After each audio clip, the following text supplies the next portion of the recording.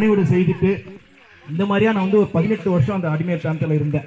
எப்படி இருந்தேன்னா அவங்களோட தங்கி அந்த சித்தர் காட்டுற அந்த மாயமான காட்சிகள்னால, ஏன்னா நிறைய ஜனங்கள் தெரியும் சித்தர்னாலுமே சித்து விளையாட்டு காட்டுவாங்கன்னு சொல்லிட்டு, அந்த மாதிரி அந்த மாயமான காட்சினால அவங்க இருப்பாங்க மறைந்துருவாங்க. அந்த மாதிரி இந்த மாதிரி சொல்லுனால நான் அதெல்லாம் நேரடியாக பார்க்கும் பொழுது பிரமிச்சு திகச்சு, அப்ப நான் வணங்குற இந்த சித்தர் தான் மெய்யான தெய்வம், இந்த தெய்வத்தை தவிர உலகத்துல வேற எந்த தெய்வமும் கிடையாது அப்படின்னு சொல்லிட்டு நான் முழுமையா இருந்தேன். இதே பகுதியில் அநேக ஆட்டோ டிரைவர் நண்பர்கள் எனக்கு தெரியும்.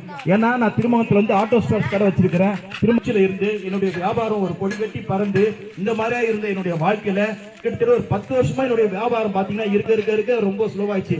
நான் எதை பத்தி நினைக்காம இந்த சித்தரை நோக்கி போய் மேற்கொண்டு நான் நிறைய கடன்லாம் வாங்கி நான் வியாபாரம் செய்தேன். அநேக ஆட்டோ நண்பர் இந்த பகுதியில் எனக்கு தெரியும்.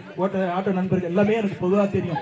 செந்தில் ஆட்டோ ஸ்டேஷன் எந்த அளவுக்கு அந்த அளவுக்கு அவங்களுக்கு எல்லாம் திருவள்ளூர் பகுதி வந்து எல்லாருமே தெரியும். அந்த அளவுக்கு நான் இருந்தேன். நானே வியாபாரம் முன்னேற்றமும் இல்லாம அவங்க இருந்தாங்க. நான் மேற்கொண்டு என்ன செய்வதுன்னு தெரியாம என்னுடைய வியாபாரம் இருக்க சுரண்டப்பட்ட சூழ்நிலையில நான் மேற்கொண்டு என்ன பண்றதுன்னு தெரியாம இந்த சூழ்நிலை, சரி நம்ம வாழக்கூடாது அப்படின்னு சொல்லி மறிச்சிடணும் அப்படின்னு சொல்லிட்டு அந்த மாதிரி ஒரு சூழ்நிலை இருந்து நான் ஒரு விஷ பாட்டில வச்சு நானும் குடிச்சிட்டு என் மனைவியும் மறிச்சிடணும் அப்படின்னு சொல்லிட்டு நான் இருந்த ஒரு சூழ்நிலை.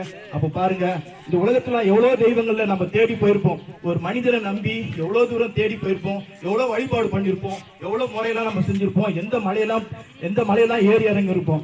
ஆனா நம்மளை தேடி ஒரு தெய்வம் வராருன்னா அது என் ஆண்டவராகிய இயேசு கிறிஸ்து மட்டுமே. அதாவது தேடி போனது நான் தெய்வம் இல்ல, என்னை தேடி வந்த என் இயேசுவே மெய்யான தெய்வம் அப்படின்றத உங்க முன்னாடி நான் சாட்சியா சொல்ல வரேன். ஏன் நீங்க ஒரு நிமிஷம் யோசனை பண்ணி பாருங்க. இந்த 18 வருஷமா அந்த சித்தரோட இருக்கும் பொழுது அவர் ஏன் நான் ஒரு அடிமை ஒரு என்னுடைய சூழ்நிலையை பார்த்து அவங்க ஏன் வரக்கூடாது? கொஞ்சம் ஜனங்களை சேத்தத்தை எங்க இருந்து நீங்க கேட்டாலும் சரி, கொஞ்சம் யோசனை பண்ணி பாருங்க. நீங்க அநேக வழிபாடு எவ்வளவு முறைகள் நம்ம செய்யறோம், ஒன்னும் சொல்ல விரும்பல, ஏன்னா அது எல்லாமே செஞ்சோம் நான். ஆனா நம்ம தேடி ஒரு தெய்வம் உண்டு என்றால் அது ஆண்டவராக இயேசு கிறிஸ்து மாத்திரமே. அதே மாதிரி தாங்க நான் மறிச்சு இந்த தெய்வம் இல்லை அப்படின்னு சொல்லும் போது என்னை தேடி வந்த என் இயேசு மெய்யான தெய்வம் ஏற்றுக்கொண்டு என் மனைவிக்கும் பரிபூர்ண சுகத்தை கொடுத்தாரு. ஆமா, ஆனா ஜிஹெச்ல பெரிய அவங்க அரபியல் டாக்டர் முத கொண்டு எல்லாமே அவங்க வந்து பிரமிச்சாங்க.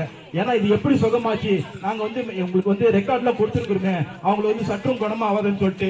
ஆனா அந்த அளவுக்கு ஒரு இன்னைக்கும் அவர் அற்புதங்கள் அடையாளங்கள் செய்யற என் தகப்பன் நசராகிய இயேசு கிறிஸ்து மட்டுமே. மாமாங்க, இந்த தெய்வத்தை நீங்க ஒரு தடவை இந்த சத்தத்தை கேட்டு எங்க இருந்தாலும் சரி, வீட்டுல இருந்தாலும் சரி, இல்ல என்ன மாதிரி ஒரு தனிமையில இருந்து நீங்க எங்க இருந்தாலும் சரி, சத்தத்தை ஜனங்களே, இங்க ஒண்ணுமே இல்லை, எங்க